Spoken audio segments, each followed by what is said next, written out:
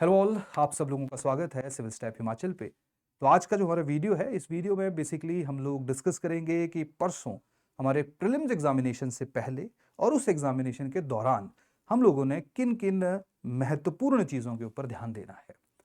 हमने पूरा साल इस एग्जामिनेशन की प्रिपरेशन की होती है, काफ़ी हमने प्रैक्टिस की होती है। इवन हम में से, आप में से काफ़ी ऐसे लोग भी होंगे जिन्होंने पिछले साल इस एग्जामिनेशन को क्लियर भी किया होगा, लेकिन उसके बावजूद आज जिस दिन पे आप खड़े हो, आज या कल, यानी कि जब तक आपका प्रीलिम्स एग्जामिनेशन नहीं हो जाता है, हमेशा स्टूडेंट जो हैं वो थोड़ा प्रेशर फील करते हैं, प्रेशर महसूस करते हैं। प्रेशर के मल्टीपल रीजंस हैं, जिनमें सबसे पहला कारण क्या है कि देखिए, जब आप हिमाचल का सबसे बड़ा पेपर यही है, जब आप इस तरह के एग्जामिनेशन के को अटेम्प्ट करने जाते हो तो आप ऐसा समझिए कि ऐसा तो नहीं होगा, कॉलेज या यूनिवर्सिटी या स्कूल का पेपर तो नहीं है कि जो आप पढ़ोगे, जिन बुक से आपने पढ़ा होगा 100% जो वो वही आ जाएगा और आप सारे के सारे क्वेश्चन जो है वो सॉल्व करोगे। अगर आप पुराने कुछ समय की कट ऑफ को भी देखोगे, जैसे लास्ट ईयर आई थिंक 105 के आसपास कट ऑफ गई थी, उससे पहले जो वो 100 से नीचे कट ऑफ जो है वो हम लोगों को देखने को मिली। तो आप समझिए कि 50%, 55% के आसपास जो है, 55% से कम कम जो है वो हम लोगों को कट ऑफ देखने को मिल रही है। तो इसका सीधा सीधा मतलब है कि बहुत सारे ऐसे प्रश्न होंगे जो हमेशा पिछले सालों में भी जो लोग इवन सेलेक्ट भी हुए हैं या जिन्होंने प्रीलिम्स क्लियर भी किया है, और इस साल भी और आने वाले सालों में भी बहुत सारी ऐसी चीजें होंगी जो आप लोगों को नहीं पता होंगी। और इस एग्जाम की शायद ब्यूटी भी यही है, और इसको जो डिफिकल्ट बनाता है वो भी यही है कि इस एग्जाम की अनसर्टेनिटी, और यही कारण है, इस अनसर्टेनिटी के कारण जो है वो आप लोग कहीं ना कहीं प्रेशर फील करते हो। तो अगर आप इस टाइम पे प्रेशर फील कर रहे हो, नॉर्मल चीज है। मेरे को पर्सनली तो ऐसा लगता है कि 99% स्टूडेंट्स जो हैं वो प्रेशर फील कर रहे होंगे। 1%, 1% ऐसे होंगे जो बहुत ज़्यादा कॉन्फिडेंट होंगे कि जी हम तो हर साल ही निकाल देते हैं, तो हम लोग इस साल भी निकालेंगे। तो उनके लिए भी मेरी सजेशन है कि जब भी आप एग्जामिनेशन हॉल के अंदर जाओ तो आप लोगों ने किसी भी तरह का कोई प्री ऑक्युपाइड नोशन कैरी नहीं करना है। उसके बारे में मैं आज की वीडियो में काफ़ी डिटेल में डिस्कस करूंगा कि किस तरह से हम लोग कुछ प्री ऑक्युपाइड नोशंस के साथ जो है एग्जामिनेशन हॉल में जाते हैं। तो मतलब दोनों तरह की फीलिंग नॉर्मल है, क्लियर। आप बस थोड़ा सा अपनी नर्व्स जो उनको नियंत्रित करने को, उनका कंट्रोल करने का जो वो प्रयत्न करिए। और वो कंट्रोल इस तरह से भी हो सकती है, अपने आप को ये दिलासा देके कि जो आपने पढ़ा है आपने उसी में से अपना 100% परफॉर्मेंस देना है। वो इस तरह से भी हो सकती है कि अगर आप बहुत ज़्यादा प्रेशर क्रिएट करोगे तो वहाँ पे पैनिक सिचुएशन एग्जामिनेशन हॉल के अंदर क्रिएट हो सकती है, जो आपको कहीं ना कहीं गलती करने पे मजबूर करेगी। क्योंकि बहुत बार एग्जामिनेशन हॉल के बाहर निकल के, अब देखिए, आप में से अलग अलग तरह के स्टूडेंट्स होंगे। कुछ ऐसे होंगे जो बहुत समय से पेपर दे रहे हैं, कुछ ऐसे होंगे जिनकी शायद फर्स्ट अटेम्प्ट होगी। तो जो भी मैं आप लोगों के साथ बातें साझा कर रहा हूँ, शेयर कर रहा हूँ, ये हमारा पर्सनल एक्सपीरियंस, और उसके साथ साथ आप लोगों का जो एक्सपीरियंस है वही है। कभी ओएमआर शीट के ऊपर गलती हो जाती है, कभी इन्विजिलेटर जो है वो गलती कर देता है। Unfortunately last to last year एक स्टूडेंट के साथ हुआ भी था। तो बहुत सारी ऐसी चीज़ें रहती हैं जो हमारे नियंत्रण में नहीं होती है। हमारी बहुत अच्छी प्रिपरेशन होती है, लेकिन उसके बावजूद भी कहीं ना कहीं उसका हम लोगों को एक नेगेटिव रेमिफिकेशन, नेगेटिव इंपैक्ट जो वो झेलना पड़ता है, जिसका तैयारी से कोई लेना देना नहीं है, क्लियर। तो यही कारण है, ये स्पेसिफिक वीडियो जो है वो इसमें हम लोग इन्हीं छोटी छोटी बातों के बारे में डिस्कशन करेंगे। और सबसे पहले मैंने 7 to 8 पॉइंट्स पिक किए हैं, अलग अलग चेक लिस्ट है। चेक लिस्ट का मतलब है कि जब आप एग्जामिनेशन हॉल में जाओगे, है ना, जैसे फॉर एग्जांपल परसों आप एग्जामिनेशन हॉल में जा रहे हो, तो उससे पहले आपके पास क्या क्या होना चाहिए, क्लियर।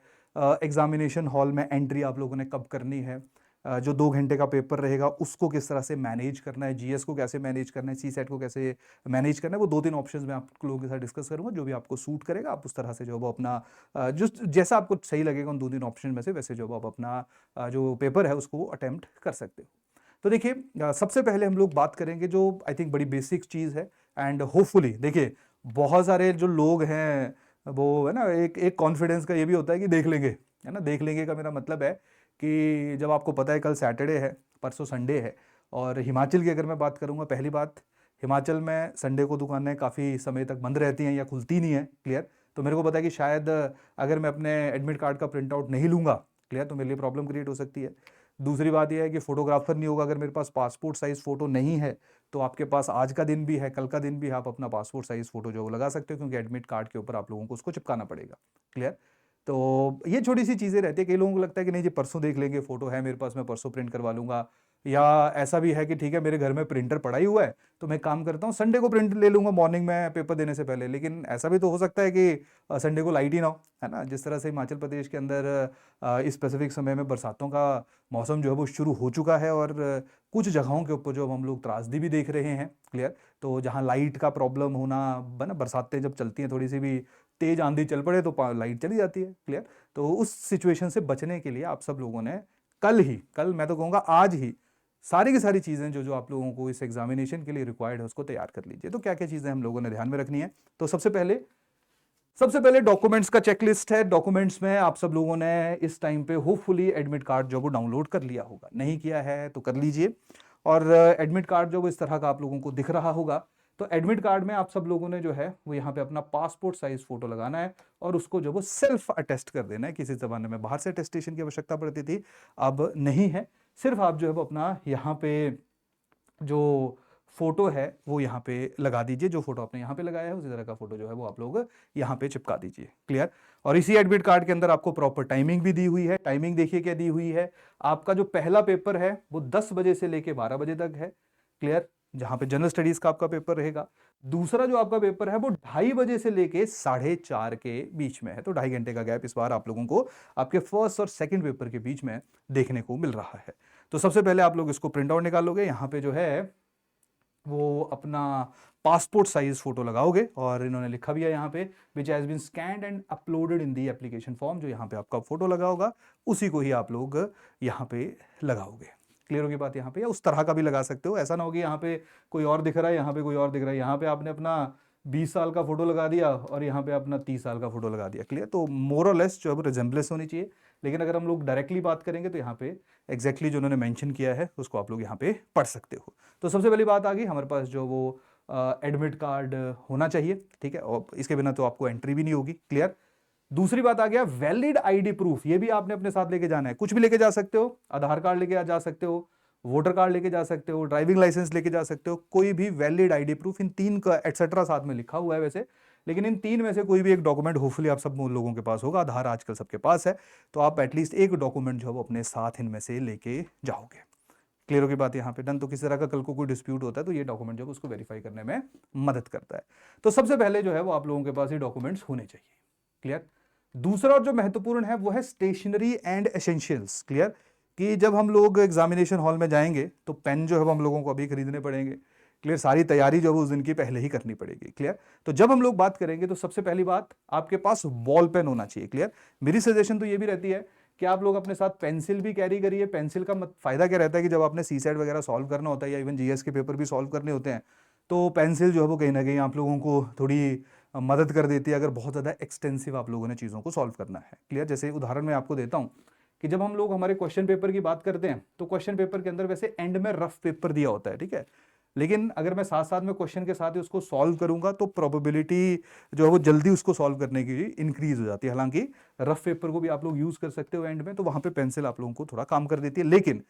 लेकिन जो हमारा जो एग्जामिनेशन हॉल है, एग्जामिनेशन इंस्ट्रक्शंस हैं, वहां पे बॉल पेन की बात की गई है। कौन सा, या तो ब्लैक बॉल पेन यूज करिए या तो ब्लू जो है वो अपना बॉल पेन यूज करिए, क्लियर।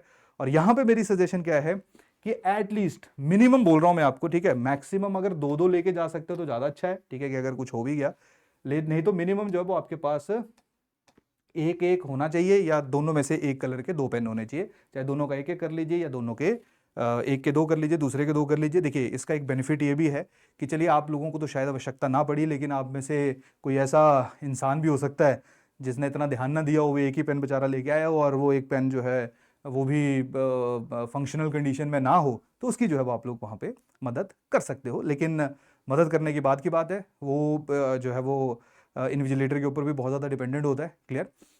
लेकिन यहाँ पे जो सबसे इंपॉर्टेंट है वो ये है कि आप यहाँ पे बेसिकली अपने लिए चीज़ें इकट्ठी कर रहे हो, तो कोई भी चीज़ लेके जा रहे हो एटलीस्ट जो वो दो अपने साथ कैरी करिए। पेंसिल का मैंने आप लोगों को यूज़ बता दिया, इवन दो इंस्ट्रक्शन में उसका हिस्सा नहीं है, इसका मतलब ये नहीं कि आप उसको अपने साथ कैरी नहीं कर सकते। आप 10 पेन कैरी कर लीजिए, जिस मर्जी कलर के पेन कैरी करिए। ये जो ball pen basically black and blue है, ये OMR शीट के ऊपर जो है वो यूज होंगे, क्लियर, जो कि अल्टीमेटली आप लोगों ने सबमिट करवानी है। दूसरी महत्वपूर्ण चीज है ट्रांसपेरेंट वाटर बॉटल, क्लियर। तो पहले तो वाटर बॉटल अलाउड ही नहीं होती थी, अब जो है वो ट्रांसपेरेंट वाटर बॉटल जो है वो अलाउड है। ट्रांसपेरेंट का मतलब है कि जैसे हमारे यहाँ पे स्टील की बॉटल्स होती हैं जो ट्रांसपेरेंट नहीं होती है, या ऐसी बॉटल है जो ओपेक है, यानी कि बाहर से अंदर उसके अंदर नहीं दिख रहा है, तो वो वाटर बॉटल जो है वो आप लोग अपने साथ कैरी नहीं कर सकते हो। तो आसान भाषा में जो आपकी ट्रांसपेरेंट वाटर बॉटल है, प्लास्टिक की जो है वो वाटर बॉटल है, उसको आप अपने साथ लेके जा सकते हो। और देखिए मेरे को नहीं पता कि आप लोग कितना जो है वो पानी पीते हो, लेकिन लेके चले जाइए। पहले वाले में इतनी हेल्प करें ना करें, सी सेट में, क्योंकि वो दोपहर के बाद का पेपर है और वहाँ पे गला सूखने की संभावना ज़्यादा रहती है, तो वाटर बॉटल जो है वो आप अपने साथ रखिए ताकि आप किसी भी एक्सटर्नल चीज़ के ऊपर जो है वो डिपेंडेंट ना रहे। ठीक है, ये बेसिकली ये है कि मैं अपनी सारी चीज़ें कैरी कर रहा हूँ, मेरे को मिले ना मिले, हेल्प हो ना हो, मेरे पास सब कुछ पड़ा हुआ है। क्लियर। नेक्स्ट और जो सबसे इंपॉर्टेंट है, अब देखिए आजकल क्या है कि स्मार्ट वॉच का जमाना है, तो बहुत बार हम लोगों को उतना ज़्यादा ध्यान नहीं देते हैं। तो स्मार्ट वॉच जो है वो एग्जामिनेशन हॉल के अंदर नहीं लेके जा सकते हो। आप किसी भी तरह का जो इलेक्ट्रॉनिक्स गैजेट है उसको अपने साथ कैरी नहीं कर सकते हो। किसी भी तरह का जो ई गैजेट है वो अपने साथ आप कैरी नहीं कर सकते हो। अगर करा गलती से रिस्ट वॉच डाले रखे तो फिर आप लोगों के लिए बहुत ज़्यादा प्रॉब्लम हो सकती है। तो ये वाली जो रिस्ट वॉच है वो आप एनालॉग रिस्ट वॉच जो है वो ज़रूर यूज़ कर सकते हो, लेकिन आप लोग जो है वो दूसरे वाली रिस्ट वॉच जो आजकल मैक्सिमम लोग डालते हैं, डिजिटल या जो हमारी स्मार्ट वॉचेज हैं, उनको आप लोग यूज़ नहीं कर सकते हो। मतलब आपकी ऐसी वॉच होनी चाहिए जिसमें सिर्फ टाइम दिखे, इसके अलावा उसमें से किसी भी तरह की कोई कम्युनिकेशन नहीं होनी चाहिए। क्लियर। तो रिस्ट वॉच आप लोगों को थोड़ा सा टाइम मैनेजमेंट में मदद करती है, तो आप अपने साथ जो वो घड़ी लेके जा सकते हो, लेकिन मैंने बताया स्मार्ट वॉच नहीं होगी, वो नॉर्मल वॉच होगी, wrist watch. Clear, normal analogue wrist watch. Clear. उसके साथ साथ जो स्टेशनरी है अगर आपके दो ही पहने तो मर्जी है जैसे आपने करना है। अगर आप थोड़ा और एक्स्ट्रा चीज़ें अपने साथ लेके जा रहे हो तो आप स्टेशनरी के लिए जो वो ट्रांसपेरेंट पाउच जो आप अपने साथ ले सकते हो। क्लियर। हालांकि उतना ऑब्जेक्शन स्टील वाले पे भी नहीं होता है, लेकिन क्योंकि इन्होंने विजिबली है कि हर चीज़ जो आप लेके कैरी कर रहे हो वो विजिबल होनी चाहिए, तो यही कारण है कि अगर आपने वैसे लेके जा रहे हो, ओपन हाथों में पकड़ के लेके जा रहे हो, तो इतना कोई प्रॉब्लम नहीं है। लेकिन काफ़ी लोगों को आदत होती है अपने साथ स्टेशनरी, ज़्यादा स्टेशनरी कैरी करने की। क्लियर। तो स्पेसिफिक सिचुएशन में जो वो ट्रांसपेरेंट पाउच जो वो आप अपने साथ लेके जा सकते हो। तो सबसे बड़ी बात, क्या क्या स्टेशनरी और एसेंशियल जो है वो आप सब लोगों ने अपने साथ कैरी करने हैं। किसी भी तरह का फ़ोन है ना, बाकी चीज़ें आप लोगों ने अवॉइड करनी है। अपने आप को खुद जो है वो चेक करना है। क्लियर, कि कोई ऐसी चीज़ आप अपने साथ ना ले जाओ जो आप लोगों के लिए परेशानी, आप लोगों के लिए प्रॉब्लम जो है वो पैदा करे। क्लियर। तो यही कारण है कि आज ही डिसाइड कर लो, मतलब आज या जैसे सैटरडे को ही डिसाइड कर लो कि किन चीज़ों को आप अपनी जेब के अंदर डालोगे, कौन सी चीज़ें आप लोगों के लिए बहुत ज़्यादा महत्वपूर्ण है, बस उन्हीं के साथ जो है वो आगे जाइए। क्लियर। तो दूसरा जो चेकलिस्ट है ये आप लोगों ने इसमें ध्यान में रखना है। नेक्स्ट है एग्जाम सेंटर प्रिपेयर्डनेस। क्लियर, कि ये सबसे इंपॉर्टेंट है, क्योंकि देखिए बरसातों का मौसम है, जैसे मैं थोड़ी देर पहले भी जिक्र कर रहा था, and there is a possibility कि संडे को भी बहुत बारिश हो, देयर इज अ पॉसिबिलिटी कि सैटरडे को भी बहुत ज्यादा बारिश हो। तो सबसे पहले मतलब आज ही आप लोगों को पता होना चाहिए exact idea about the location. Clear. Commission है तो हाथ पहले खींच लिए हुए हैं कि जी जाओ, चाहे पता कर लो, अगर कोई प्रॉब्लम है तो बताओ हमें। क्लियर। तो आप लोगों को अभी तक जहां पे आपका एग्जामिनेशन सेंटर है, जो आपका एग्जामिनेशन हॉल या सेंटर होगा, हॉल तो चलिए बाद में पता चलेगा, जो आपका एग्जामिनेशन सेंटर है वो कैसे है, कहाँ है, कैसे वहां पे पहुंचना है। अगर आप बस में ट्रेवल करना है तो बस में क्या टाइमिंग है उस स्पेसिफिक समय में। ठीक है। तो आप सब लोगों को पहले ही अपने एग्जामिनेशन सेंटर के बारे में पता होना चाहिए। और मेरी सजेशन तो आप लोगों को पर्सनली ये है कि अगर आपका एग्जामिनेशन सेंटर आपके घर से थोड़ा भी दूर है, थोड़े दूर का मेरा मतलब है कि इवन 1 घंटे से ज़्यादा का भी रास्ता है, एंड हिमाचल में देर इज़ अ पॉसिबिलिटी कि इवन मान लीजिए आधे घंटे का भी रास्ता और बीच में कोई लैंडस्लाइड हो गया तो भी प्रॉब्लम क्रिएट कर सकता है। तो आप सब लोगों को हर एक फैक्टर देखिए, अगर ये एग्जाम चंडीगढ़ में हो रहा होता, प्लेन एरिया में हो रहा होता, तो इतना ज़्यादा स्ट्रेस, इतनी ज़्यादा टेंशन जो है वो नहीं होती, लेकिन हिमाचल में हम लोगों को छोटी छोटी चीज़ों का ध्यान रखना होता है। क्लियर। तो आप लोगों को हर तरह का जो फैक्टर है, जैसे मैं आपको एक उदाहरण देता हूँ, बड़े साल पहले की बात है, सोलन सेंटर में क्या हुआ करता था, चंडीगढ़ से बड़े सारे बच्चे जो है वो यहाँ पे प्रिपरेशन करते थे, तो बड़े सारे स्टूडेंट जो है वो चंडीगढ़ से वहाँ जाया करते थे। लेकिन जब जिस दिन एचएस का प्रीलिम्स एग्जामिनेशन था, तो आप ऐसा समझिए कि जून महीने में होता है, और जून महीने में जब वो टूरिस्ट सीजन भी होता है। क्लियर। और बीच में उस टाइम पे, अब तो रोड बहुत अच्छा बन गया है शिमला का, लेकिन उस जमाने में जो है वो रोड का जो स्थिति थी, परिस्थिति थी, वो बहुत ज़्यादा अच्छी नहीं थी। तो बहुत सारे लोग ऐसे थे जो पेपर संडे, अब इवन सोलन ही नहीं पहुंच पाए, सुबह 4 बजे, 5 बजे, 6 बजे निकलने के बावजूद भी सोलन भी नहीं पहुंच पाए। तो इसमें उनकी कोई गलती नहीं है, उनके पास गलती ये थी कि वो थोड़ा सा जो है वो एक मिसकैलकुलेशन करके उनको लगा कि पहले भी पहुंच ही जाते थे तो शायद इस बार भी पहुंच जाएंगे, लेकिन रोड कंस्ट्रक्शन हो रही है, टूरिस्ट एकदम बढ़ गया है, तो है ना हिमाचल में काफ़ी जो जो है ना जो स्पेसिफिकली टूरिस्ट प्लेसेस से लोग हैं, उनको थोड़ा ज़्यादा ध्यान रखने की आवश्यकता है।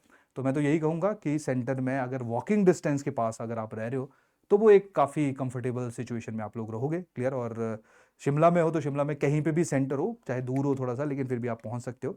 आपको आइडिया लग जाएगा कि किस तरह का जो है वो मौसम है। क्लियर? तो एटलीस्ट शहर, उसी शहर में रहो जहाँ पे आप लोगों का सेंटर है। और अगर जैसे कल सैटरडे है, कल अगर आप देख भी आओ, ठीक है मेरा सेंटर यहाँ पे है, तो वो आप लोगों को एक थोड़ा कॉन्फिडेंस भी दे देता है। तो एक जो कन्फ्यूजन होता है कि पता नहीं कहाँ सेंटर होगा, वो अपने आप दूर हो जाता है। तो देखो, ये बड़ी बारीक सी बात है, बड़ी छोटी सी चीज़ है। इसमें मतलब मे भी आप में से पता नहीं कुछ लोगों को लग रहा होगा कि ये मैं क्यों इस छोटी सी चीज़ के ऊपर जो वो इतना ध्यान दे रहा हूँ। लेकिन जैसे मैंने आपके साथ जो एक सोलन का इंसिडेंट जो वो शेयर किया, तो मेरे लिए तो वो बहुत इंपॉर्टेंट होगी, क्योंकि मैंने देखा कि बहुत सारे जो लोग हैं वो कैसे जो एग्ज़ाम है उसको अटेम्प्ट ही नहीं कर पाए।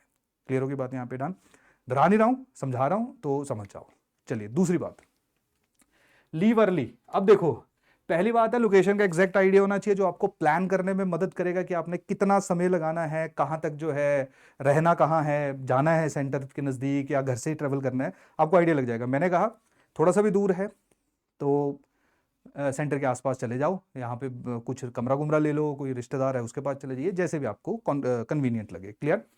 दूसरा है लीव अर्ली। अब देखिए, मेरे को पता है मेरा सेंटर जो है वो मेरे घर से 20 मिनट की दूरी पे है या 15 मिनट की दूरी पे, अगर मैं वॉकिंग डिस्टेंस में जाऊंगा। तो अगर मैं चला ही 15 मिनट पहले, तो देर इज ए पॉसिबिलिटी कि वो भी एक प्रेशर जो वो क्रिएट करेगा। और दूसरी बात, इंस्ट्रक्शंस में क्लियरली लिखा हुआ है, और ये उन्होंने फिर से नोटिफाई किया है, एक तो पहले दी थी, स्पेशली जो वो नोटिफाई किया गया है। और ध्यान रखना, इसमें गड़बड़ ये लोग नहीं करेंगे। जैसे यूपीएससी में तो एक थिन, एक बिल्कुल लाइन खींची हुई है, जैसे मेंस में घुसने नहीं देते हैं लोग, अगर 1 मिनट भी गेट बंद है तो सब खत्म है।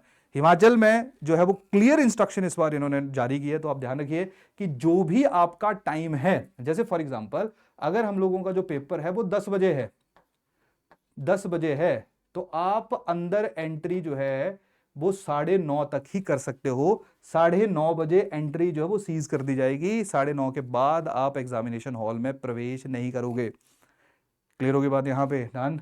तो आप लोग, और वैसे तो उन्होंने कहा है कम से कम जो वो 1.5 घंटा पहले, यानी कि लगभग जो है वो आप 8 या 8:30 बजे तक जो है वो एग्जामिनेशन हॉल के बाहर पहुंच जाओ, या एग्जामिनेशन सेंटर के बाहर पहुंच जाओ। समझ आई बात? नहीं आई? क्लियर? तो किसी भी तरह का ऐसा ओवर कॉन्फिडेंस नहीं रखना है कि मैं तो पहुंच ही जाऊंगा, या कोई बात नहीं 10 बजे का टाइम है। आप लोग वहां पे, मतलब इवन मैं तो 30 मिनट्स में नहीं बोलूंगा, मैं तो कहूँगा 8:30 बजे जो है वो आप किसी भी सिचुएशन में, किसी भी सूरत में अपने एग्जामिनेशन सेंटर के बाहर होने चाहिए। क्लियर होगी बात यहाँ पे? नो इलेक्ट्रॉनिक्स गैजेट्स, ये मैंने डिस्कस कर लिया। स्मार्ट वॉच में गलती होने की संभावना है, बाकी तो फोन तो चलो कभी भी लेके नहीं जा सकते। स्मार्ट वॉच क्योंकि वो हमारी डेली हिस्सा बन जाती है, तो हम आदत होती है हमें अपने साथ कैरी करने की। तो आप लोगों को मैंने समझा दिया, किसी भी तरह का इलेक्ट्रॉनिक्स गैजेट, पेजर वगैरह चलो आजकल तो यूज़ नहीं होते हैं, लेकिन आप लोग जो है उसको कैरी नहीं करोगे। उसके साथ साथ नेक्स्ट है मेंटल एंड फिजिकल प्रिपरेशन की। ये बहुत इंपॉर्टेंट है कि जैसे उदाहरण के तौर के ऊपर आप लोगों का संडे को पेपर है, तो सबसे इंपॉर्टेंट चीज़ रहती है स्लीप वेल। बोलना बहुत आसान है, आई नो, ठीक है, क्योंकि अगर प्रेशर फील करते हैं तो अगले दिन सेंटर भी जाना है, कैसा पेपर होगा वो हमेशा रहता है। लेकिन कोशिश करो, कोशिश ये करो, क्योंकि देखिए बहुत सारी चीज़ें हैं। अगर बहुत ज़्यादा मैं स्ट्रेस में पढ़ूंगा रात को, नींद कम आने की संभावना है। बहुत ज़्यादा हैवी खाऊंगा, नींद कम आने की संभावना है। क्लियर? अननेसेसरी चीज़ों को ओवर थिंक करूंगा, नींद कम आने की संभावना है। तो थोड़ा सा जो वो अपना कॉन्फिडेंस अभी गैदर करना शुरू कर दो। तभी मैंने जो बोला था कि अगर आप आज से भी रीड करना, पढ़ना बंद कर दोगे, तब भी कोई बहुत ज़्यादा नुकसान उसका नहीं होगा।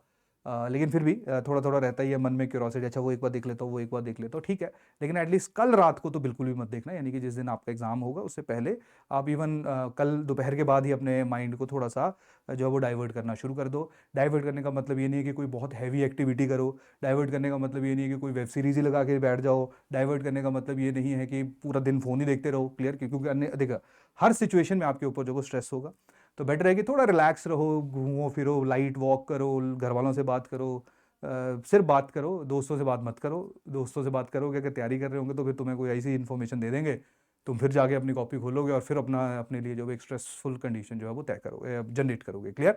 तो अच्छी, मैं ये नहीं कहूँगा सो अच्छा, मैं कहूँगा अच्छा सोने का प्रयत्न करो। ठीक है, जल्दी सो जाओ, ठीक है, ताकि 5-6 घंटे का मिनिमम नींद आ भी जाए। वैसे तो मेरे को लगता है आप वैसे संडे को ज़्यादा देर ना सोते हो, ठीक है।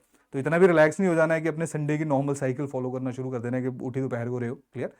तो सो जितना हो सकता है यहाँ पे जो है वो थोड़ा रहता है स्ट्रेस लेवल, और ये बड़ा जो है वो नॉर्मल है। इसको टैकल करने के लिए कभी कभी टाइम हमें जो है वो प्रेशर को किस तरह से मैनेज करना है वो सिखा देता है। कभी कभी जो है वो अगर हम लोग डेलिबरेटली कोशिश करेंगे, ठीक है मैंने इस चीज़ के बारे में नहीं सोचना है, कभी कभी वो भी हम लोगों को एक पॉजिटिव डायरेक्शन में पुश करता है। क्लियर। उसके साथ साथ जो है वो हल्का फ्रूट खाओ, वो है ना, हल्का फूड खाओ। हिमाचल में जिस तरह का खाना बनता है, ठीक है, वही खाओ। घर का खाना जो वो मेरे को पर्सनली तो लगता है कि हल्का ही होता है, लाइट ही होता है। ठीक है, अब कोई ऐसी हैवी चीज़ मत खाओ, बाहर जब मत जाओ, है ना, कोई किसी तरह का जो इंटॉक्सिकेशन है उससे दूर रहो। होपफुली आप लोग दूर ही रहते होंगे, लेकिन अगेन मेरा फ़र्ज़ है उसको बताने का।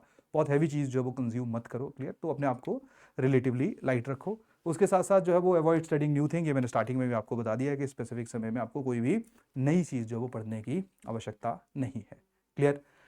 तो ये तो आ गया एग्जामिनेशन हॉल से पहले किन किन चीज़ों के ऊपर हम लोगों ने ध्यान रखना है, सेंटर को हम लोगों ने किस तरह से फोकस करना है, क्या पेन है, क्या पेंसिल है, जो भी है वो होपफुली आप लोगों को यहाँ पे क्लियर हो रहा होगा। अब हम लोग बात करेंगे कि एग्जामिनेशन हॉल के अंदर जो है वो माइंड सेट किस तरह का होना चाहिए। अच्छा, एक और चीज़ है, किसी भी तरह का पेपर में नहीं होना चाहिए आपके पास, ध्यान रखना इस चीज़ को।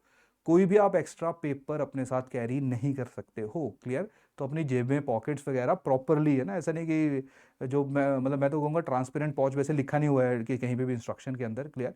तो पेन भी हाथ में लेके जाओ, लेकिन ध्यान रखना कभी कभी हमने कोई अपने, जैसे लड़कों की अगर मैं बात करूँगा, तो जो छोटी जेब है उसमें पेन कोई कागज़ पड़ा होता है। तो कोशिश करिए किसी भी तरह का जो है वो अपने पेपर अपने साथ कैरी नहीं करना है। क्लियर होगी बात यहाँ पे। डन।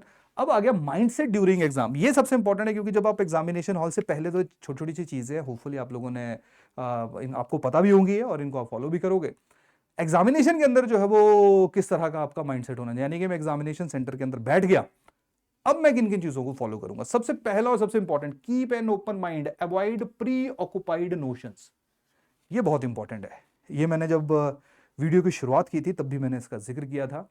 बहुत बार हम ये सोच के जाते हैं, जैसे प्री ऑक्युपाइड नोशन है कि मैं पहले ही सोच के चला गया कि मेरा पॉलिटी तो बहुत ही अच्छा है, मैं तो सबसे पहले वही करूंगा, और वो तो मेरे को पता है मैं सारे कर दूंगा।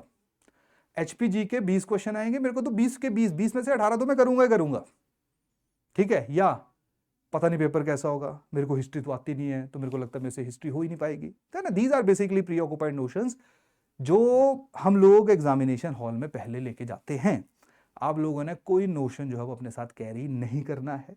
आप एक न्यूट्रल नोशन के साथ जाओगे। देखिए, न्यूट्रल नोशन, इंसान है हम लोग, तो ऐसा नहीं कि इमोशंस को बिल्कुल अलग नहीं कर सकते हैं, लेकिन न्यूट्रल नोशन का मेरा मतलब क्या है कि ठीक है, जो भी आपका सब्जेक्ट अच्छा या बुरा है, आप एग्जामिनेशन हॉल के अंदर जाके क्वेश्चन उठाओगे और उस क्वेश्चन के बेसिस के ऊपर आप देखोगे कि ये मुश्किल है या आसान है, रेदर देन आप पहले सोच के जाओ कि मेरे लिए आसान होगा या मेरे लिए मुश्किल होगा। तो ध्यान रखना, under confidence and over confidence दोनों खतरनाक होते हैं। तो न्यूट्रल एक माइंडसेट जो है वो हमेशा एक पॉजिटिव आउटकम देता है। क्लियर। तो avoid pre occupied notions, this is the most important thing. और ध्यान रखना, क्योंकि देखो, अगर मैं प्री ऑक्युपाइड नोशन लेके जाऊंगा, तो मैं आज नोशन लेके चला गया कि अच्छा जी मैंने तो 90 क्वेश्चन अटेम्प्ट करने हैं, प्री ऑक्युपाइड नोशन। मैंने जी 60 करने हैं, मैंने 70 करने हैं, नहीं।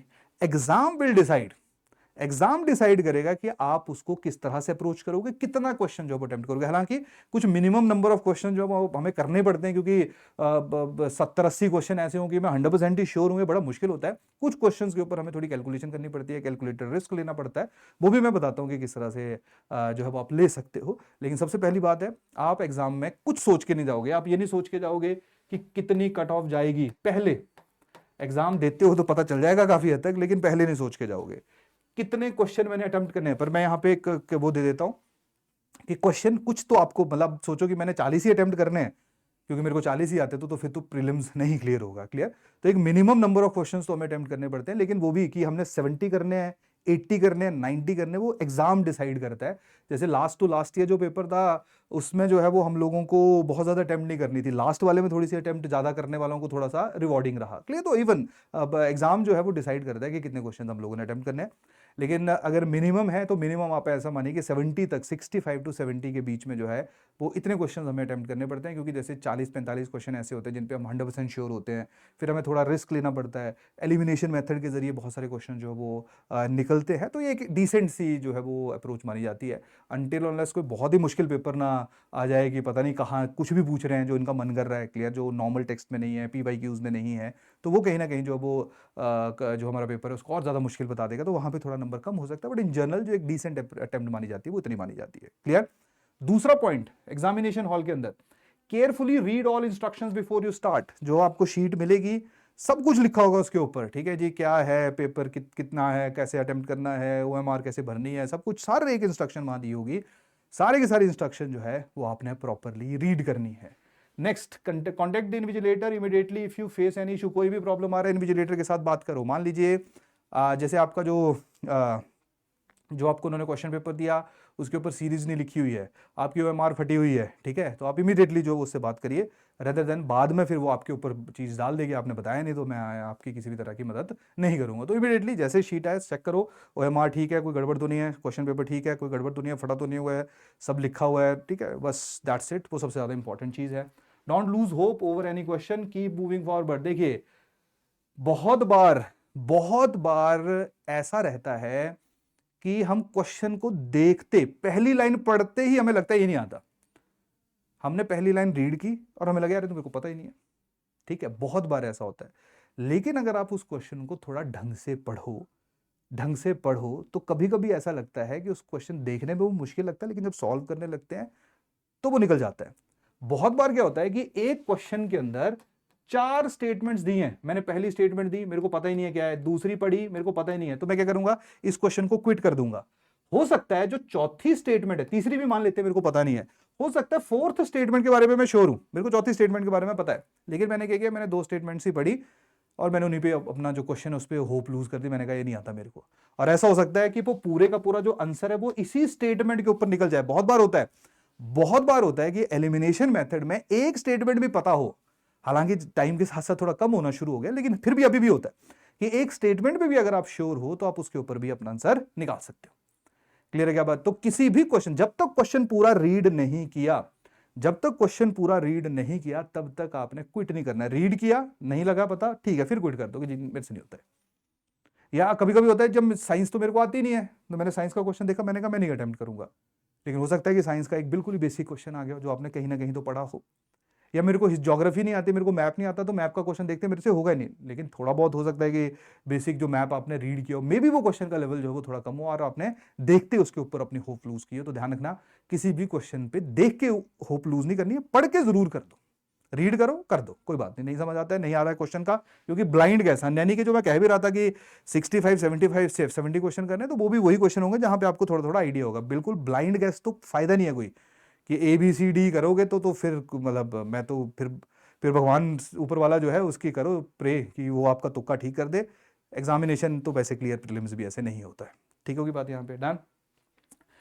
बैलेंस्ड, अवॉइड ओवर एक्साइटमेंट और पैनिक। क्वेश्चन पढ़ा, देखो एक क्या होता है, क्वेश्चन की पहली लाइन पढ़ी, उम्मीद हार गए कि यार ये नहीं आता है, नहीं करना है ऐसा, क्वेश्चन रीड करना है पूरा, फिर उसको क्विट कर दो करना है तो। दूसरा, क्वेश्चन की पहली लाइन ही पढ़ी कि which of the following has the lowest sex ratio in India, ये तो पता है जी हरियाणा है ना, लेकिन भूल गए कि जी यूटी भी है, यूटी में और भी है, ठीक है, और एक हिमाचल में कर भी चुके लोग गलती। मतलब कभी भी क्वेश्चन ना देख के उसको लूज करना है सिर्फ पहली स्टेटमेंट पढ़ के, ना ही क्वेश्चन को देख के ओवर एक्साइटेड हो, ये तो मेरे को आता है, ये तो मैंने पढ़ा हुआ है, ठीक है। ध्यान रखना, जो चीजें आपने पढ़ी होती हैं उनमें से आप ज्यादा गलती करते हो रेदर देन उन चीजों में से जो आपने कम पढ़ी होती है, नहीं पढ़ी होती है। देखो जो आपने नहीं पढ़ा है उसको तो गलत करोगे नहीं, वो तो करोगे नहीं अटेम्प्ट, तो गलत कहां से होगा।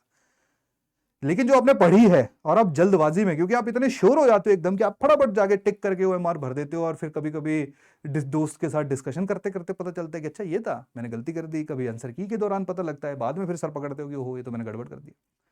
तो तभी मैं कह रहा हूं कि नॉलेज का तो इम्तिहान है ये, इसमें कोई दो राय नहीं है, लेकिन ये पेशेंस का भी है, ये कॉन्फिडेंस का भी है, ये मेंटल बैलेंस का भी है। क्योंकि आप ऐसा समझिए, आप एक जॉब प्रोफाइल देखिए कि जिस एग्जामिनेशन के जरिए आप लोग आगे जा रहे हो, इस एग्जामिनेशन के बाद आप क्या बनोगे, आप किस पोजीशन को होल्ड करोगे, और उस पोजीशन में कितनी ज्यादा जो है वो प्रेशर रहता है, कितनी ज्यादा अनसर्टेनिटी रहती है, तो फिर एग्जाम में भी तो रहेगी ना। जब पोजीशन में अनसर्टेनिटी है, क्विक डिसीजन मेकिंग है, चीजें क्या करनी है क्या नहीं करनी है वो इंपॉर्टेंट है, तो पेपर में भी रहेगा। समझ आ रही बात की नहीं? ठीक है, तो आपका जो पूरा फोकस है उसको ये चेक करती है। क्लियर? तो ध्यान रखना है, ना होप लूज करनी है, ना ओवर एक्साइटेड होना है। मतलब देख के लग रहा है कि ये क्वेश्चन मेरे को 100% आता है, फिर भी उसको प्रॉपरली जो है वो रीड करो कि ठीक है कि आपने जो सोचा है वैसा ही है, कहीं उसमें कोई जो है वो उन्होंने कोई सरप्राइज तो नहीं डाला हुआ है। बहुत बार वर्ड प्ले हो जाता है, हम लोग इनकरेक्ट और करेक्ट ही नहीं पढ़ पाते हैं कि which of the following is incorrect या करेक्ट, वो रीड ही नहीं किया, ठीक है। तो पूरा पेपर, क्वेश्चन पेपर सर्कल लगाते जाओ, जिसको हम बोलते हैं ना कि इनकरेक्ट है या करेक्ट है उसको सर्कल करो, ठीक है जी। इनकरेक्ट पूछा है, फिर देखो, फिर उसको फिर से रीचेक करो, फिर जाके ओएमआर में भरो। क्लियर होगी बात यहाँ पे? डन।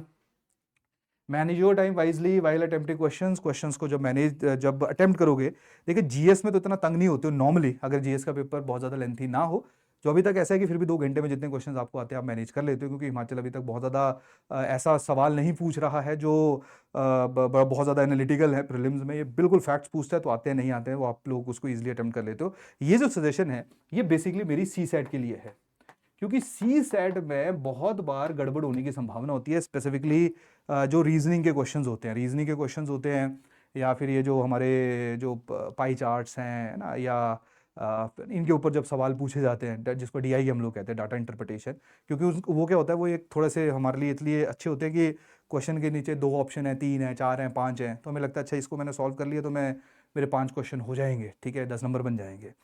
लेकिन बहुत बार क्या रहता है कि उनमें इतना कैच होता है, यानी कि कभी कभी उनको ब्रेक करना इतना मुश्किल हो जाता है वहां पे कि वो हमारा बहुत ज़्यादा टाइम ले लेते हैं। तो ध्यान रखिए, अगर कोई एक ऐसा क्वेश्चन है जो आप लोगों को बहुत ज़्यादा स्टक कर रहा है, बहुत ज़्यादा फंसा रहा है, तो आप बेटर है कि आगे मूव कर जाइए।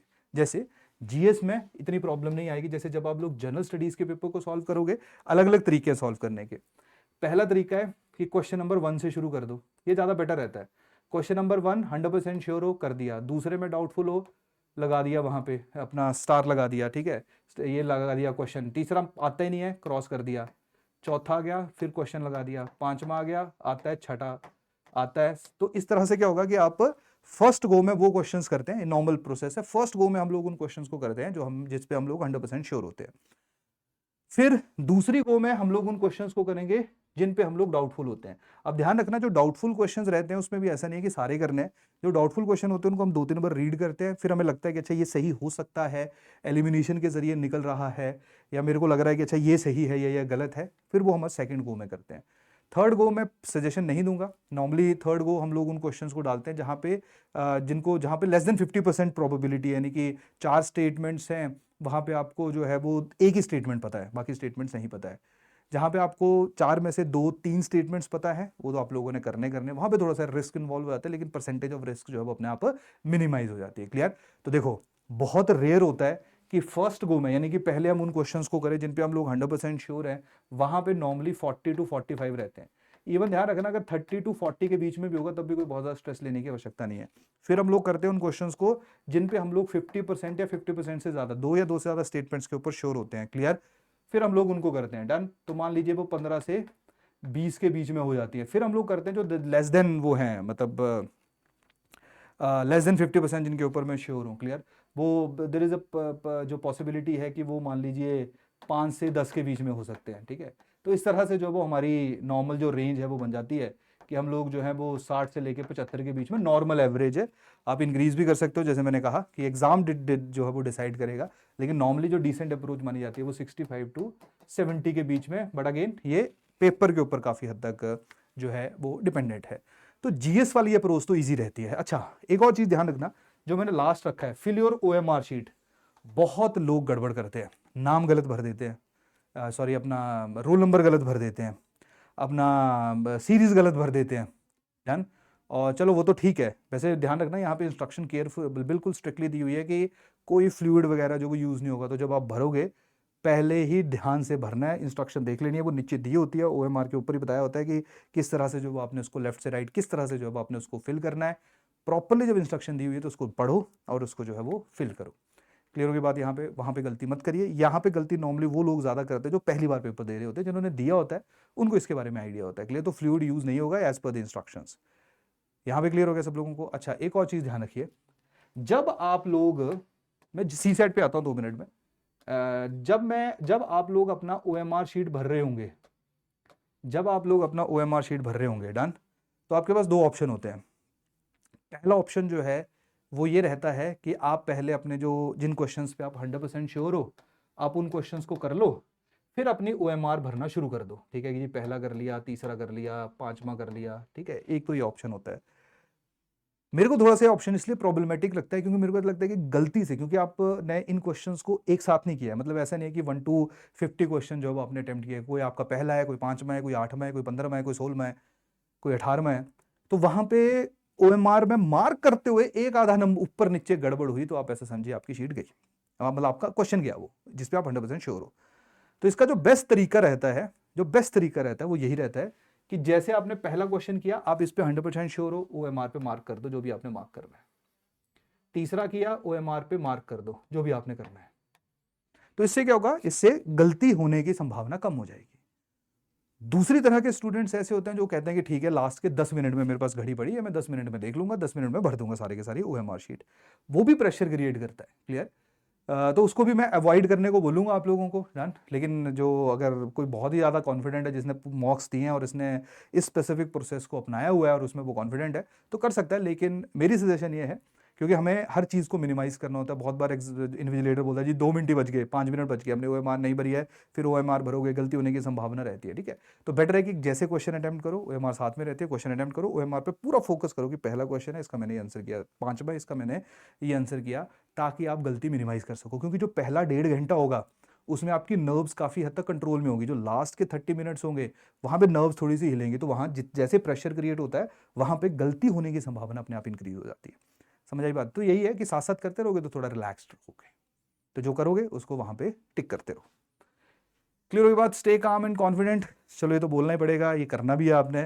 कि देखो, एग्जामिनेशन हॉल में बहुत बार क्या रहता है कि हम जाते हैं पेपर में, और पेपर के अंदर हमें बहुत मजा आता है कि हाँ बहुत बढ़िया पेपर है, हो जाएगा। पेपर के बाहर निकलते हैं, आंसर की मिलाते हैं, गलतियां की होती हैं, नहीं होता है।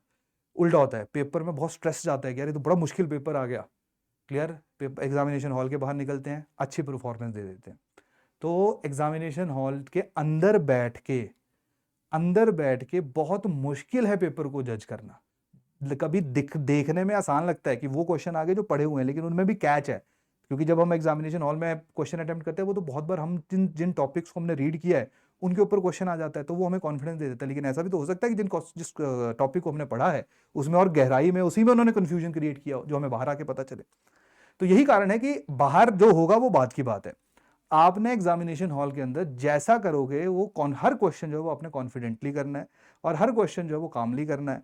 हर क्वेश्चन के अटेम्प्ट करते हुए यही सोचना है कि मैं इसको प्रॉपर जो है, मतलब प्रॉपर श्योरिटी के साथ आपने उसको टिक करना है। बड़ी भाग दौड़ में, जल्दबाजी में, है ना, बिल्कुल 100% तुक्का नहीं मारना है। ध्यान रखना, मैंने ये कहा कि जो जो क्वेश्चन आपको 0% आता है उसको मत करना, बस, है ना। कि भगवान का नाम लिया और लगा दिया जी सी कर देते हैं, बी कर देते हैं, या किसी ने कहा जी आंसर की में जो क्वेश्चंस होते हैं उनमें से 50% आंसर जो वो बी होते हैं, 50% जो वो सी होते हैं, और उसी पे चले हुए हैं। मत करना ऐसा, ठीक है। मैं तो सजेशन दूंगा, अब ऐसा नहीं है कि आप लोग हमारी बातें मानोगे ही, लेकिन 0% पे तो मत करना। जहाँ पे एलिमिनेशन हो रही है, लॉजिक लग रहा है, पढ़ा हुआ टॉपिक है, आइडिया लग रहा है, इंट्यूशन है, उसको कर दो। तुक्का मत मारना, बिल्कुल भी मत मारना, नहीं तो नेगेटिव आपको बिल्कुल बाहर कर देगी। बड़ी बार लोग 60 क्वेश्चन सही कर देते हैं, लेकिन 40 गलत कर देते हैं, तो खुद सोच लो कि 100 से भी कम आ गए। क्लियर होगी बात यहाँ, डन। तो छोटी छोटी सी चीज़ें हैं जिनके ऊपर हमने ध्यान रखना है। देखिए, जीएस के ऊपर तो मैंने आप लोगों को बता दिया। जीएस में आई थिंक बेस्ट तरीका जो है वो यही रहता है। दूसरा तरीका ये होता है कि जी आप अपने सब्जेक्ट पिक कर लो, लेकिन आजकल क्या रहा है कि सब्जेक्ट में भी डिवीजन है। पहले क्या होता था, सब्जेक्ट पूरा इकट्ठा आता था, क्लब में आता था, अब सब्जेक्ट टूट टूट के आ रहा है, तो वो वाली प्रैक्टिस जो है वो अब करना थोड़ा सा मुश्किल है। तो बेटर है कि फर्स्ट क्वेश्चन पिक करो। अच्छा, एक और चीज़ ध्यान रखना है, ऐसा हो सकता है कि जब आप पहला क्वेश्चन करो आपको ना आए, दूसरा क्वेश्चन करो आपको ना आए, तीसरा क्वेश्चन करो आपको ना आए, चौथा क्वेश्चन करो आपको ना आए, मतलब पहले 10 क्वेश्चन भी आपको ना आए, ये भी पॉसिबिलिटी है। तभी कंपोजर मेंटेन करना जो वो बहुत ज्यादा इंपॉर्टेंट है। नहीं आया पहला, भूल जाओ, दूसरा तीसरा कोई टेंशन लेने की जरूरत नहीं है। हो सकता है 10 के बाद वो सब्जेक्ट शुरू हो जाए या वो क्वेश्चन आने शुरू हो जाए जो आप उनको आसानी से कर लो। लेकिन अगर ये पहले 10 ने पैनिक में डाल दिया हम लोगों को, तो उसका इंपैक्ट हमें उन क्वेश्चंस के ऊपर देखने को मिलेगा जिनको मैं शायद बहुत आसानी से कर सकता था। क्लियर। तो 1 to 100 में 10 नहीं आते हैं पहले, तब भी 90 क्वेश्चन बचे हुए हैं, ठीक है। 20 में से 5 ही आते हैं, फिर भी 80 क्वेश्चन बचे हुए। क्लियर हुई बात यहाँ पे, डन। क्योंकि फिर आपको बीच में क्लस्टर आएगा। अगर सब्जेक्ट कंबाइन हुए हुए पड़े हैं सारे, तो फिर कम सब्जेक्ट आपका फेवरेबल आ जाएगा। या मान लो 5-5 सेट है कि पहले 5 सेट एक सेक्शन के सब्जेक्ट के पहले हैं, बाद में, वो आपको कॉन्फिडेंट कर देगा। तो बड़ी नॉर्मल सी चीज़ है, हमें नहीं पता होता कि क्वेश्चन आपका कौन सा सेट आएगा ना। अब देखो, किसी का ए है, बी है, सी है, डी है, किसी में पहले 10 मुश्किल हैं, किसी में पहले 10 आसान है, ठीक है। तो ये पर ओवरऑल पेपर में तो 10 सबके लिए आसान है, तो 10 सबके लिए मुश्किल है। तो ये भी आप लोगों ने पहले ही सोच के जाना है। तो पेपर में जब तक पूरे क्वेश्चन नहीं करोगे एग्जामिनेशन हॉल के अंदर, कोशिश करनी है कि पैनिक ना हो, मतलब अपने आप को बोलते रहोगे नहीं कोई बात नहीं, कोई बात नहीं, अपने आप को दिलासा देते रहो, है ना। देखो प्रेशर होगा, जब नहीं आता 10 तो थोड़ा सा तो टेंशन होगी, लेकिन मैंने वही बताया आपको कि अगर आप बहुत स्ट्रेस लोगे तो वो नुकसान करेगा। तो बेटर है कि हर क्वेश्चन नहीं भी आता है तब भी अपने आप को बैक करो, अपने आप को कॉन्फिडेंट, वो 2 घंटे जो है वो अपने अपने पेशेंस जो है वो बरकरार रखनी है। क्लियर। अब आते हैं सी सेट पे। अब देखिए नॉर्मली पहले क्या होता था, सी सेट में सीधा सीधा हम बोलते थे कि जी सी सेट में ऐसा कॉम्बिनेशन बनता था कि सी सेट में ऐसा एज्यूम किया जाता था कि जिसका मैथ अच्छा है उसकी रीजनिंग अच्छी होगी, है ना। और इन जनरल कुछ ऐसे बच्चे होते थे जिनकी इंग्लिश कॉम्प्रिहेंशन इन जनरल अच्छा होता था, अंग्रेजी अच्छी होती थी। तो हम कहते थे कि ठीक है, जिसका मैथ अच्छा है उसकी रीजनिंग अच्छे होने की संभावना है, तो वो इसका कॉम्बिनेशन पिक कर ले, नहीं तो इंग्लिश और रीजनिंग वाला कॉम्बिनेशन पिक कर लो, क्योंकि प्रोबेबिलिटी रहती है कि मैथ अगर किसी का डाउन है। अब ऐसा नहीं है, ठीक है। अब अगेन आपको यहाँ पे थोड़ा सा जो अप्रोच है वो यही अपनानी पड़ेगी कि क्योंकि क्योंकि जो मैथमेटिक्स है, मैथमेटिक्स ही बोलना पड़ेगा, वैसे तो एप्टीट्यूड होना चाहिए, लेकिन जिस तरह से एचएस में पेपर आता है वो मैथमेटिक्स ही पूछ रहे हैं, कि अलजेब्रा पूछ रहे हैं, ट्रिग्नोमेट्री पूछ रहे हैं, ज्योमेट्री पूछ रहे हैं, ठीक है। तो अब तो इन्होंने चेंज कर दिया हुआ पैटर्न। क्लियर। तो अब आप लोगों को अगेन क्वेश्चन वाइज पिक करना है, मतलब हो सकता है अंग्रेजी का इजी हो, ग्रामेटिकल वाला पार्ट हो, आसान हो, डन। तो वहां पे आपने ये नहीं सोचना है कि मैं मैथ रीजनिंग पहले करता हूँ। अगेन फर्स्ट क्वेश्चन रीड करो, सॉल्व करो, सेकंड क्वेश्चन रीड करो, सॉल्व करो। मैथ और रीजनिंग की ब्यूटी क्या होती है कि इनमें अगर आंसर निकल जाता है तो हमें पता चल जाता है कि हमने जो है वो सही आंसर दिया हुआ है। उसके साथ साथ जो बड़े आंसर्स हैं, डीआई के क्वेश्चंस हैं, या फिर अपने ये रीजनिंग वाले क्वेश्चंस हैं, सेटिंग अरेंजमेंट वाले सवाल हैं, वहाँ पे लगाओ थोड़ा सा टाइम, है ना, 2-4 मिनट 5 मिनट लगाओ। वैसे तो जो है वो हम लोग हर क्वेश्चन के ऊपर 1.2-3 मिनट के आसपास जी जो समय है वो लगा सकते हैं, इससे ज़्यादा तो नहीं लगा सकते हैं। क्लियर। तो कोशिश करो कि 2-3 मिनट लगे, ठीक है। ये क्वेश्चन है, इस 5 मिनट लगे, उसके ऊपर ऐसा मत करो 20 मिनट मत लगाओ। जैसे लग रहा है कि क्वेश्चन नहीं निकल रहा है, आपकी अरेंजमेंट नहीं बन रही है, आप नहीं कर पा रहे हो उसको, आगे मूव कर जाओ, ठीक है, नेक्स्ट पे मूव करो। तो बेटर है कि हम लोग इसमें जो है वो क्वेश्चन वाइज इसको पिक करें। जैसे ग्रामर करना थोड़ा आसान रहता है, जल्दी जो है वो उसको हम लोग सॉल्व कर लेते हैं। मैथ्स के जो सीधे सवाल है उनको किया जा सकता है, तो अपने क्वेश्चंस आइडेंटिफाई करिए। देखिए प्रीलिम जीएस में आपके ऊपर प्रेशर है कि आपने कट ऑफ क्लियर करनी है, आपने कट ऑफ क्लियर करनी है, मतलब आपने कॉम्पीट करना है बाकियों के साथ, और अपने जो वो जितनी नंबर ऑफ सीट्स हैं उनमें 12-13 गुना जो है वो बच्चों में आना है।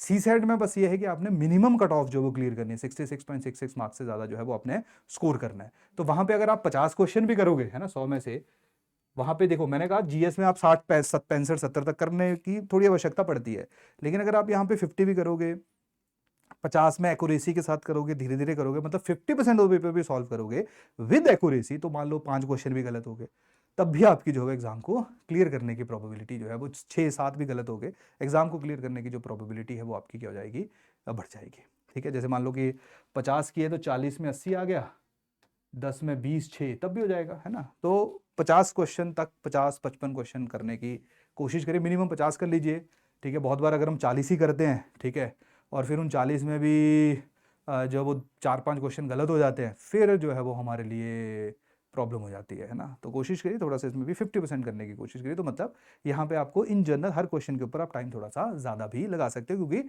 इसको हमने सिर्फ क्वालिफाई करना है ना। तो अगेन जैसे मैंने बताया, सी सेट करने के 2 तरीके होते थे। पहला तरीका जो नॉर्मली हम लोग पहले फॉलो करवाते थे वो ये वाला था कि कॉम्बो पिक कर लो, उस पर कर लो, डन। लेकिन आजकल क्योंकि कुछ भी मुश्किल आ जा रहा है, पता नहीं लग रहा है, मैथ मुश्किल आ जा रहा है, रीजनिंग मुश्किल आ जा रही है, तो बेटर है कि क्वेश्चन पिक एंड चूज करो। कभी अगर मान लो ऐसा है कि बहुत बड़ा कॉम्प्रिहेंशन और उसके नीचे एक ही क्वेश्चन दिया हुआ है, तो उसको फिर आप ड्रॉप भी कर सकते हो, क्योंकि वो आपको थोड़ा आउटकम कम देगा। क्लियर। जहाँ पे मल्टीपल क्वेश्चंस है उस पर थोड़ा हाथ डाल लो, क्या पता जो है वो थोड़ा आसान कॉम्बिनेशन उसका बन जाए और आंसर निकलने की संभावना। तो अगेन एग्जामिनेशन हॉल के अंदर जो है वो बहुत बार हम लोगों को कुछ डिसीजन लेने पड़ते हैं, यही जो है वो हमें इन करते हैं, आउट करते हैं। क्लियर। तो थोड़ा सा बस ये है कि जब ना निकले तो आगे बढ़ जाओ, ये सबसे इंपॉर्टेंट है, डन। तो ये सी सेट जो है उसको आपने थोड़ा सा जहन में रखना है। उसके साथ साथ एक दो चीज़ें और हैं जो महत्वपूर्ण है। जैसे सबसे पहले और सबसे इंपॉर्टेंट है कि जो गैप है ना, देखो होगा क्या, आपने अपना जीएस का पेपर दिया, उसके बाद आपके 2.5 घंटे का गैप है, 2 घंटे का मान लो, क्लियर, 2.5 घंटे का गैप है, 2 घंटे मान लो, फिर आपको एग्जामिनेशन हॉल में पहले आना पड़ेगा। आप बाहर निकलोगे, दोस्तों के साथ डिस्कशन करोगे, अपना आंसर सही बताओगे, वो आपको अपना आंसर सही बताएंगे, कोचिंग वाले आएंगे अपने आंसर की लेके आ जाएंगे, आप वो आपके लिए पैनिक सिचुएशन क्रिएट करेंगे, डन। तो आप लोगों ने थोड़ा सा उससे बचना है। जब तक आप 4 नहीं बजे, जब तक आपका एग्ज़ाम ख़त्म नहीं हुआ, उसके बाद जो मर्ज़ी करते रहो। जब तक आपका एग्ज़ाम ख़त्म नहीं हुआ 4:30 बजे तक, तब तक आपने जो पहला पेपर और दूसरा पेपर है उसके बीच में कोई डिस्कशन नहीं करनी है। दोस्त हैं, जाओ चाय-चूहे पियो, खाना खाओ, लाइट सा कुछ खाओ, है ना? घूमो-फिरो, कोई पेपर की बात मत करो, क्योंकि अगर मान लो थोड़ा-सा है ना गलती 1-2 भी हो जाए तो कभी-कभी हमारे वो कॉन्फिडेंस को शैटर कर देती है। क्लियर होगी बात यहाँ पे? डन? तो जो सेकंड पेपर और फर्स्ट पेपर उसके बीच का जो टाइम है उसको प्रॉपर्ली आप लोगों ने यूज़ करना है, हाइड्रेट करना है अपने आप को, ठीक है? अगर बरसात होगी तो मौसम शायद सही होने की संभावना है, लेकिन अगर धूप होगी तो गर्मी भी हो सकती है। डन? थोड़ा ह्यूमिडिटी ज़्यादा हो सकती है उन क्षेत्रों में जो थोड़े गर्म इलाके हैं हिमाचल प्रदेश के अंदर। तो आप लोग, बड़ी सारी चीज़ें हैं, देखो है ना, एनवायरनमेंट भी बहुत इंपॉर्टेंट रोल जो है वो प्ले करता है, क्योंकि ऐसा तो नहीं है कि एसी में बैठे होंगे, वहाँ पे आपको है ना स्कूल्स वगैरह रहे होंगे। तो वहाँ पे अगर गर्म क्षेत्रों में अगर आपने भरा हुआ है, ऊना में भरा है, हमीरपुर भी रिलेटिवली गर्म रह रहा है, ठीक है? तो इनमें गर्म क्षेत्रों में अगर आपने पेपर भरा हुआ है तो वहाँ पे थोड़ा-सा आप लोगों को हीट फ़ील होगी। क्लियर?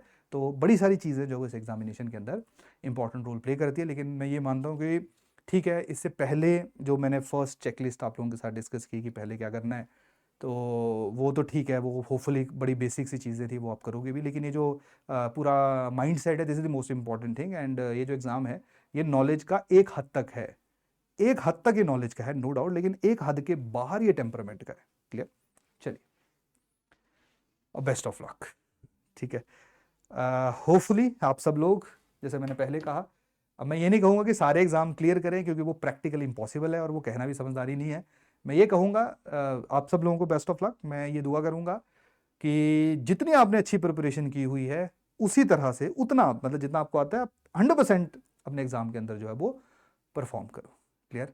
क्योंकि किस्मत जो है इस एग्ज़ामिनेशन में लास्ट 1% है, 99% जो है वो आपका एफर्ट है, आप लोगों की मेहनत है। तो इसी के साथ इस छोटे से सेशन को, छोटे से बड़ा हो गया, इस सेशन को मैं क्लोज़ करता हूँ। बहुत-बहुत धन्यवाद। Thank you. Take care.